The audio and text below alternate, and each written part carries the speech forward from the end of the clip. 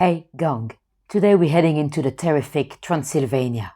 First we're heading to Bran Castle, aka Dracula Castle, then the beautiful city of Brasov, then Peles Castle.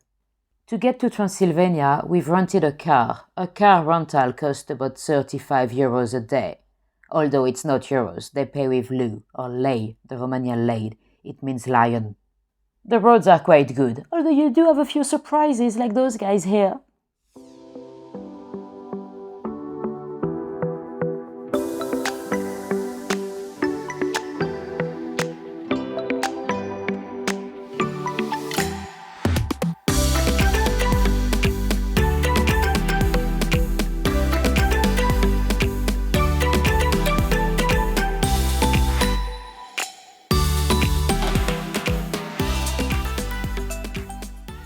Here we are at the infamous Bran Castle. Now, like most visitors in this country, Bran was at the top of my bucket list, although I had heard that it was overrated really. For many, Transylvania is closely associated with the story of Dracula. If you look at all the details in the book, Bram Stoker was potentially inspired by this very castle. But the popularity of the castle today, really, it's a great marketing effort. Because the infamous Vlad III, or Vlad Tepes, the original inspiration for Count Dracula, he has no connection with the castle. He probably never came here. Now, let me tell you a bit more about the original Vlad, the Prince of Wallachia. I say Vlad Tepes. You might pronounce it Tepes, but the little T with a little tail, it's a Tse, and the S with a little tail, it's a Ch, so Tepes in Romanian. Vlad was the son of Vlad Dracul, son of the dragon. At the time it meant dragon, today it means son of the devil. It started with a little mistake. He was the Prince of Wallachia, so the south part of Romania today. At the time it was still divided. And at that time the Ottoman Empire kept trying to invade, and Wallachia had to pay a tribute to the Ottoman. Little Vlad and his brother Radu were actually raised by the Ottoman. They had been held hostage to make sure their dad, Vlad, would, treat the Ottoman well. And the two boys reacted completely differently. His brother Radu pretty much converted to Islam, and some say he even had an affair with the son of the Sultan. For Vlad, it was quite the opposite. He grew to hate them, and when he was finally released and reclaimed the throne of Wallachia, he started to impale all the Ottoman that came into his territory. Impalement was a brutal and horrible execution technique.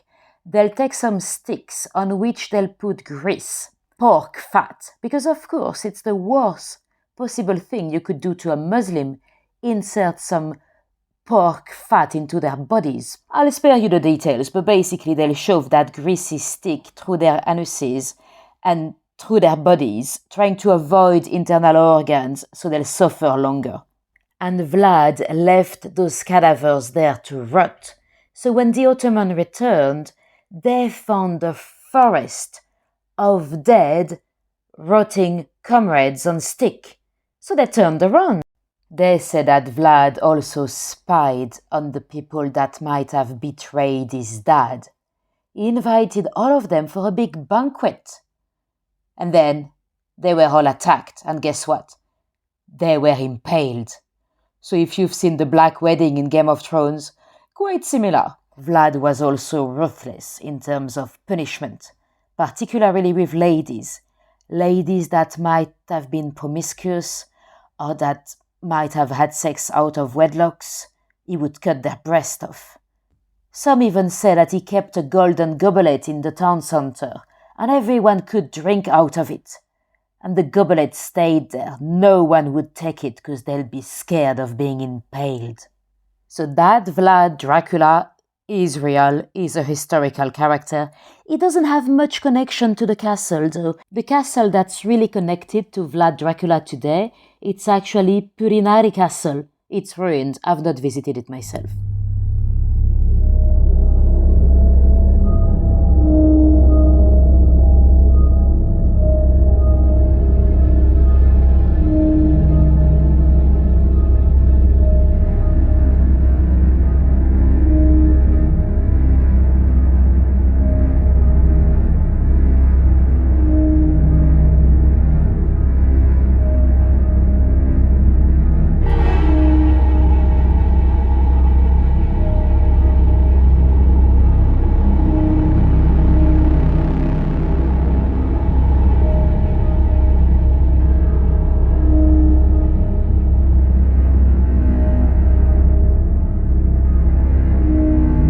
sure what he's got to do in here.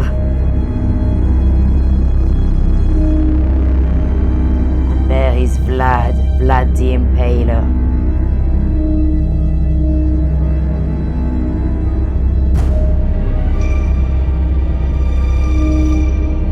To be fair, we can easily imagine Jonathan Harker being very nervous in those rooms, waiting for Count Dracula to come back.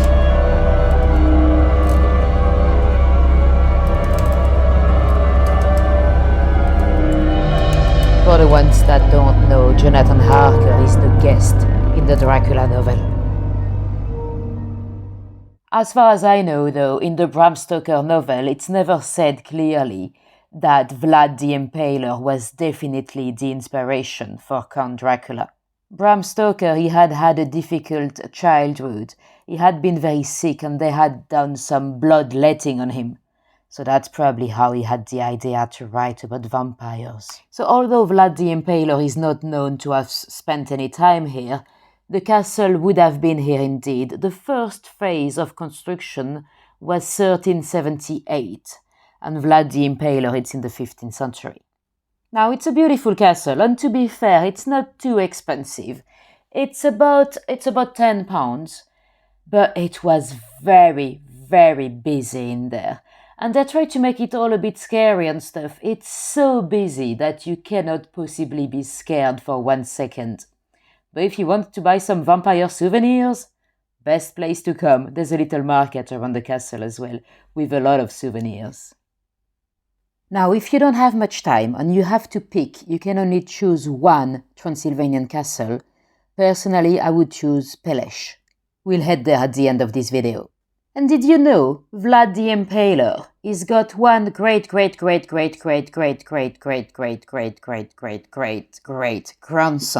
that is rather famous. That is Charles III of England. Now, take that information with a pinch of salt, because I've not been able to double-check it, but apparently the king is quite proud of that part of his heritage. The connection is through the line of Mary of Teck, the king's great-grandmother, the consort of George V. Charles is a great fan of Transylvania. He actually owns a couple of properties here. So after Bran Castle, we headed to the beautiful city of Brasov. It spells Brasov, but because the S has a little tail, remember it's Brasov. We stayed in a little Airbnb right here in the city centre for £22 a night.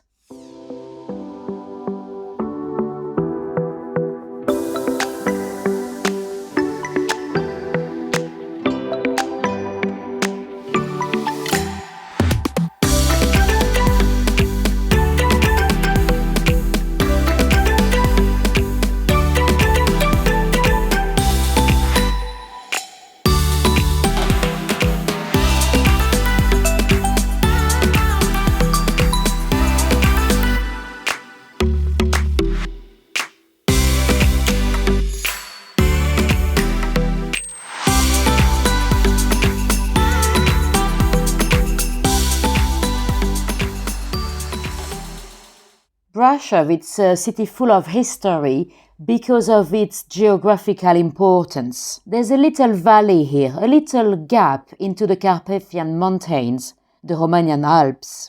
So it had to be fortified to stop people coming through and invade through that little gap in the mountains. They did not want the Ottoman, for example, to be able to come and invade the Hungarian Empire. This is the street Apollonia Hirscher. The Hirschers were a very rich and powerful merchant family here in Brasov. They had only one daughter, Barbara.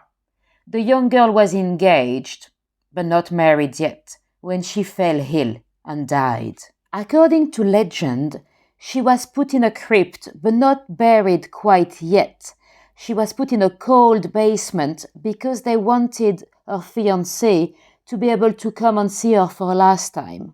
They had dressed up Barbara's body with a lot of jewelry and beautiful items of clothing, and she had a ring that was very important because it was used as a shield. That crypt was then targeted by grave robbers because they wanted the gold, they wanted the ring, but they couldn't take it off of her finger. They couldn't get it. So they had to try to cut her finger off. Would you believe when they did that? She woke up. It turned up Barbara was not dead. She was in a coma.